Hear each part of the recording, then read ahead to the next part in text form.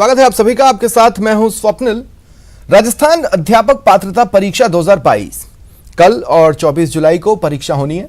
परीक्षा के लिए व्यापक स्तर पर इंतजाम है। इधर ड्रेस कोड भी जारी हुआ है। इसमें हिजाब या दुपट्टे को लेकर स्थिति साफ नहीं है। चित्तौड़गढ़ और कोटा में हिजाब को लेकर सशर्त अनुमति मिली है। ड्रेस कोड की बात करें तो फुल स्लीव्स के कपड़ों की जगह हाफ स्लीव्स के कपड़े, टी शर्ट आदि पहनकर ही परीक्षा केंद्र में एंट्री मिलेगी। हाफ स्लीव्स की shirt, T shirt, kurta, kurti और पतले सोल की चप्पल, सैंडल पहनकर आने की इजाजत है। एग्जाम सेंटर में मोजे पहनकर आने की इजाजत नहीं है। किसी भी परीक्षार्थी के पास नकल सामग्री पाई गई तो 3 साल की जेल, कम से कम 1 लाख रुपए का जुर्माना और सार्वजनिक परीक्षा से 2 साल के लिए बैन किया जाएगा।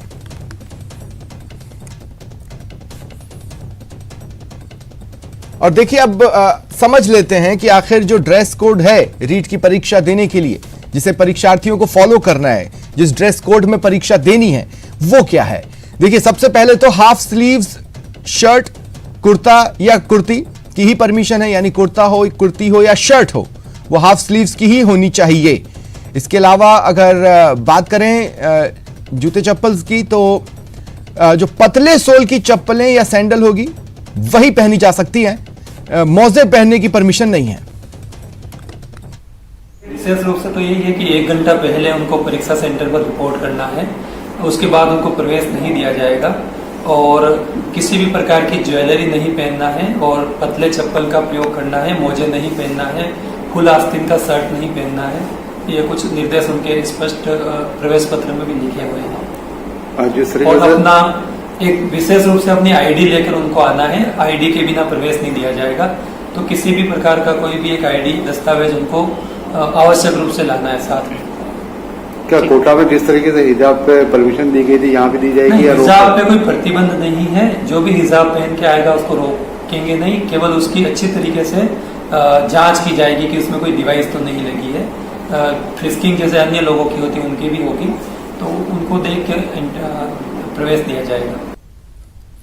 और सहयोगी लवली वधवा इस वक्त मेरे साथ लाइव जुड़ रहे हैं। लवली, देखिए 2 अलग अलग पहलू हैं। दूसरे पहलू पर मैं आपसे बाद में बातचीत करूंगा। आपसे चाहूंगा कि आप भी पहले पहलू जिस पर मैं इस वक्त बात कर रहा हूं उस पर रहें।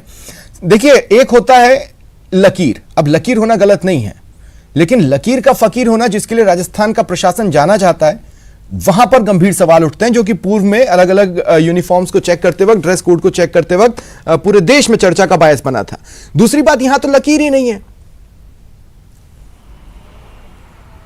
देखिए बिल्कुल आपने सही कहा। राजस्थान के अंदर जो परीक्षाएं होती है उनमें इस बात को लेकर के कई बार गतिरोध पैदा हो जाता है। जब परीक्षार्थी परीक्षा देने पहुंचता है तो वहां पर जो ड्रेस कोड लागू होता है, जो परीक्षा सेंटर का प्रभारी होता है वो अपने विवेक से वहां पर अधिकार का प्रयोग करते हुए, विशेष अधिकार का प्रयोग करते हुए वो वहां पर डिसीजन करता है।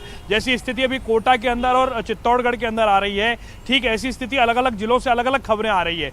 अब जब प्रशासन का ये कहना है, प्रशासन का कोई भी अधिकारी कैमरे पर नहीं आ रहा है, ये उनकी सबसे बड़ी नाकामी है। उनको सामने आकर के इस बात को स्पष्ट करना चाहिए, चाहे वो माध्यमिक शिक्षा बोर्ड है, चाहे वो शिक्षा मंत्री हैं, चाहे वो सरकार के कोई और प्रतिनिधि है। उनको सामने आकर के स्पष्ट करना चाहिए कि ये तो गाइडलाइन है, इस गाइडलाइन के ना हम इधर जाएंगे ना हम उधर जाएंगे।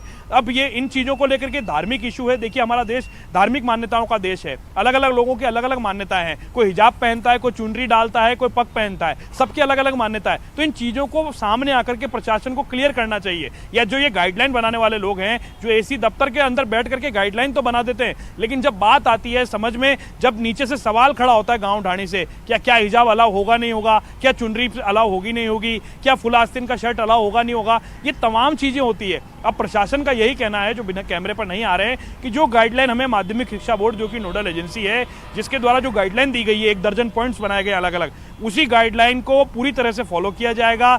वहां पर रही बात चित्तौड़ के भी एडीएम का यही बयान आया गीतेश श्री मालवीय का कि वहां पर विशेष चेकिंग की जाएगी। अब विशेष चेकिंग का अर्थ और अनर्थ दोनों हो रहा है कि विशेष चेकिंग किस बात की जा रही है, अलग से हिजाब वालों की विशेष चेकिंग क्यों की जा रही है, इस बात पर भी अलग तरीके से सवाल खड़ा होने लगा है। कुल मिलाकर के माध्यमिक शिक्षा बोर्ड को सामने आकर के स्पष्ट करना चाहिए कि गाइडलाइन किस तरह की होगी, कैसे फॉलो किया जाएगा। लगातार जो बच्चे दूर दराज के इलाकों से कई हजार 100 किलोमीटर की यात्रा करके वो परीक्षा मैं इसी दूसरे पहलू पे आना चाह रहा था। देखिए लवली, जिस तरफ आप बढ़ रहे हैं इसलिए मैं बीच में इंटरजेक्ट कर रहा हूं। देखिए मैं कह रहा हूं कि क्लियर कट बोला गया है कि भाई हाफ स्लीव्स, ठीक है।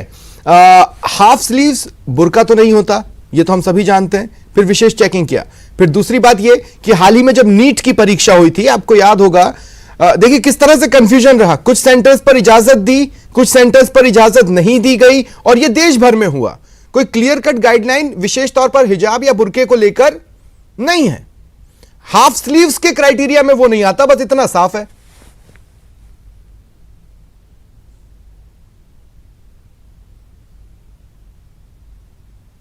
बात हो रही है वो ये कह रहे हैं कि जो गाइडलाइन जारी की गई वो समान लोगों के लिए, सभी धर्मों के लिए, सभी बच्चों के लिए, सबके लिए वो बराबर एक ही गाइडलाइन है। जो ड्रेस कोड लागू किया गया है वही ड्रेस कोड जो है वो अलाउ किया जाएगा। कोई भी आदमी शूज के अंदर अलाउ नहीं होगा, उनको स्लीपर चप्पल पहन करके आना पड़ेगा, पतली चप्पल पहन करके आना पड़ेगा। मोटी पैर की चप्पल भी अलाउ नहीं होगी, क्योंकि ब्लूटूथ वाली चप्पलें भी यहाँ पर कई बार पकड़ी गई है। तो ऐसे में प्रशासन का बिल्कुल ठीक है, उन्होंने एक अपनी लकीर खींच दी है। इस लकीर के ना वो इधर जाना चाहते हैं ना वो उधर जाना चाहते हैं, इस लकीर को वो फॉलो करना चाहते हैं। अब इस लकीर को फॉलो करने के लिए प्रशासन की ओर से जो गाइडलाइन दी गई है वो बिल्कुल साफ है। अब कोई अगर हिजाब को लेकर के सवाल करे, कोई और बात को लेकर के सवाल करे, तो उस सवाल का जवाब प्रशासन सामने नहीं दे रहा है। लेकिन वो यही कह रहे हैं कि हमने गाइडलाइन स्पष्ट रूप से जारी की है, उस गाइडलाइन को पढ़ा जाए, उसे समझा जाए, और उस गाइडलाइन के आधार पर ही जो विद्यार्थी हैं, जो परीक्षार्थी हैं, वो सेंटर पर परीक्षा देने के लिए आए। अन्यथा जो लोग यहाँ परीक्षा देने आएंगे नहीं, लेकिन 2 जिलों से खबर आई ना, 2 जिलों से खबर आई लवली, कि अगर कोई बुर्के में या हिजाब में आता है तो फिर उसकी विशेष चेकिंग कर उसे परीक्षा देने दिया जाएगा। आप खुद ही लूप होल बना रहे हैं, क्योंकि अब आप देखिए, जैसे चेहरा ढकना या गला ढकना किसी की रिलीजियस सेंटिमेंट्स हैं, तो Indian religion sentiments Hindu side की अगर आप देखेंगे तो उसमें भी सिर को ढकना सही माना जाता है, लेकिन चुनरी की इजाजत नहीं है। फिर ये भी बोल सकते हैं कि भाई हमारे सेंटिमेंट्स का क्या, आप तो हमें मंगलसूत्र, मतलब महिलाएं बोल सकती हैं हमें तो मंगलसूत्र पहनने की भी इजाजत नहीं है, क्योंकि किसी तरह का आभूषण अलाउ नहीं होगा।